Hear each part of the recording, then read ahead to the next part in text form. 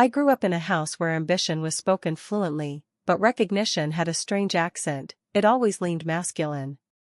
My father loved the idea of brilliance, especially when it looked like him or sounded like my brother.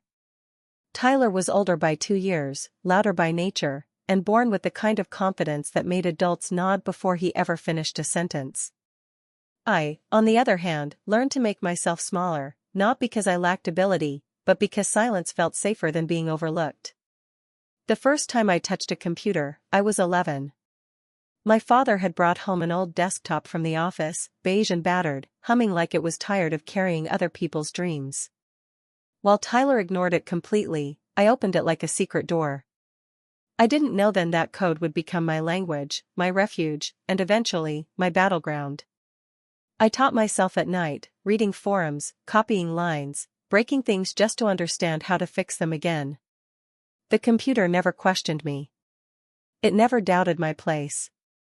By high school, I was building small programs, tools to organize data, scripts to automate boring tasks. My father noticed, but only in passing.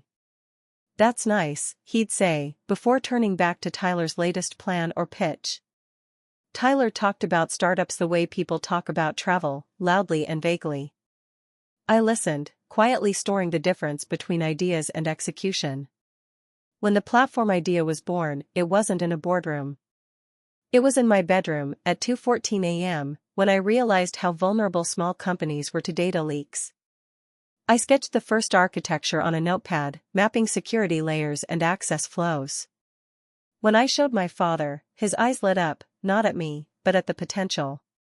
He said we could turn it into something big. He said we. I started coding the next day. Weeks turned into months. Months into years. I built the back end from scratch, designing it to scale before anyone asked if it needed to. I wrote authentication protocols, encryption layers, dashboards that made complex data readable. I documented everything meticulously, because if something failed, it would be my responsibility to fix it, and I always did. Tyler joined later. He asked questions I answered. He repeated my explanations in meetings with more confidence and fewer details. People listened to him. I told myself it didn't matter. I told myself that when the product spoke, it would say my name. But cracks began to show. Emails went unanswered when I raised concerns. Decisions were made without me, even though I was the one maintaining the system at 3 in the morning. When the org chart was shared, my title sat quietly under layers of management, senior developer. Tyler sat at the top, co-founder and CTO. I stared at the screen longer than I should have. Still, I kept working. Because part of me believed that excellence was undeniable. That eventually, someone would notice the hands that built everything they stood on.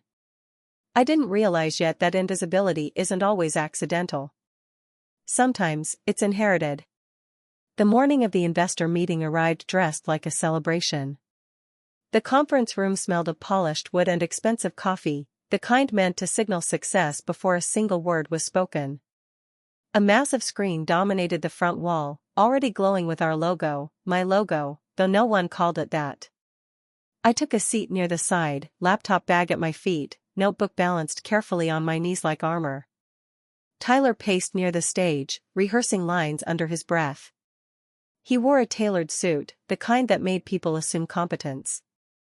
My father stood with him, one hand resting proudly on Tyler's shoulder, as if steadying a future he had already decided on. No one looked at me, not because I was hidden, but because they didn't think to search. When the room filled, the noise settled into an expectant hush. Investors leaned forward, pens ready, eyes sharp.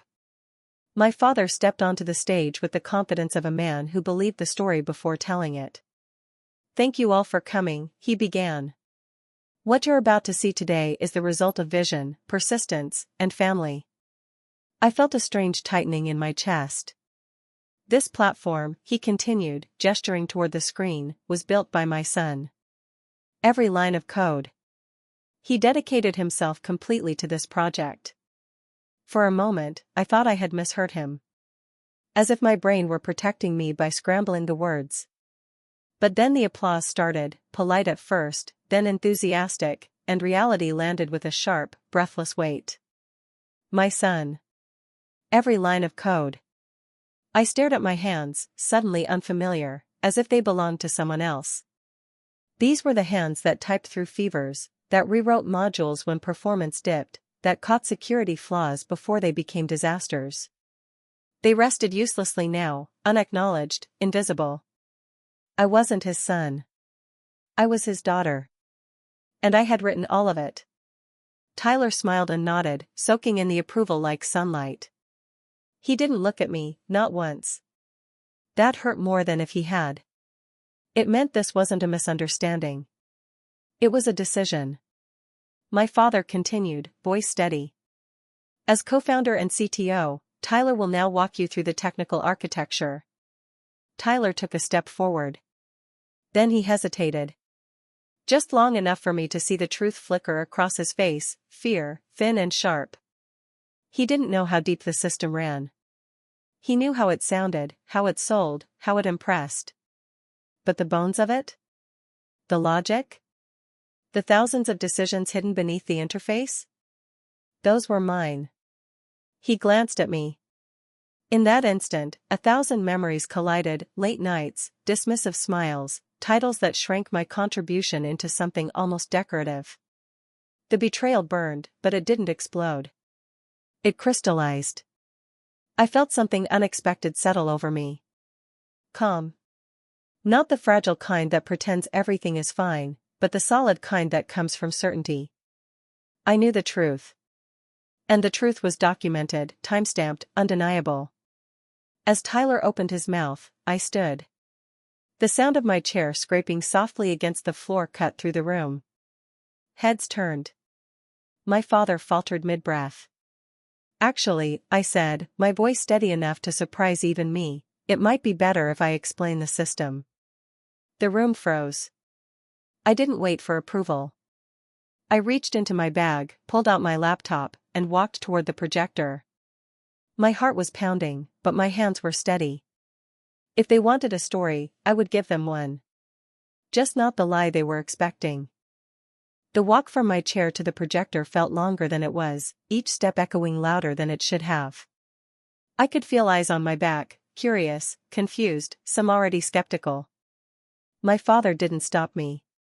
Maybe he thought I was bluffing. Maybe he thought I would explain a small piece and step aside again, neatly, obediently. He underestimated how tired I was of being quiet. I placed my laptop on the podium and connected the cable. The screen flickered once, then bloomed into light. Our platform's login page filled the wall, familiar and steady, like an old friend waiting patiently. Before I explain the architecture, I said, fingers resting lightly on the keyboard, I want to show you how this project came to be. I opened the repository. Lines of text replaced the polished slides, raw, unfiltered, alive. I navigated calmly, narrating as I went, the way I had done 1,000 times alone at night. This is our version control system. Every change made to the platform is recorded here, who wrote it, when it was written, and what was changed. I filtered the commit history. My name appeared. Once. Twice. Then hundreds of times. The screen scrolled endlessly, dates stretching back years. I heard a low murmur ripple through the room, the sound of numbers becoming real in people's minds. 47,000 lines didn't look like much when hidden behind a smooth interface. Here, stripped bare, they looked like what they were, labor. These commits represent the core infrastructure, I continued. Authentication, encryption, data processing, scalability. If the system has ever gone down and come back up before you noticed, this is why. I clicked into documentation files. Flowcharts. Comments written in my own familiar shorthand, reminders I had left myself at 3 in the morning. I didn't dramatize. I didn't accuse. I simply explained. Then I searched for Tyler's name. 4 commits appeared. Small ones. Mostly comments. The silence in the room was complete now, thick enough to press against my ears. I glanced at Tyler. His face had gone pale, the confidence he wore like armor cracking at the seams. For the first time, he looked young. Unprepared. I want to be clear, I said, closing the search window. This isn't about embarrassment. It's about accuracy. Investors deserve to know who built what they're funding. An older man in the front row leaned forward, adjusting his glasses. You're saying you wrote all of this? Yes, I replied. Every line currently in production. My father stood abruptly. She's being modest? I turned toward him, gently but firmly. No. I'm being precise. I pulled up timestamps, weekends, holidays, nights. Logs showing bug fixes pushed minutes before deadlines. Emergency patches deployed while others slept. This platform didn't happen because of a title, I said. It happened because someone stayed when things broke. No one interrupted me now. When I finally stepped back from the podium, the room exhaled. The story they had been told was unraveling, thread by thread, replaced by something less comfortable, but far more real. I closed my laptop. I'm done, I said quietly.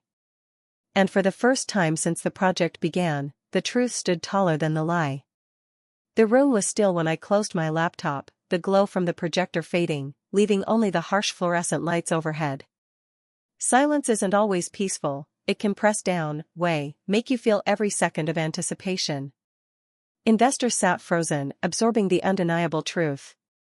My father shifted, the confident posture he had carried for decades suddenly uncertain. Tyler stared at me, jaw tight, lips pressed into a thin line. The world I had built alone was finally visible, and the lie that had overshadowed me was crumbling in real time. A voice broke the quiet. One of the senior investors cleared his throat. This changes things. There was no anger, no accusation, just curiosity, tempered by respect. Another added, we need to adjust the founding structure. Titles must reflect reality.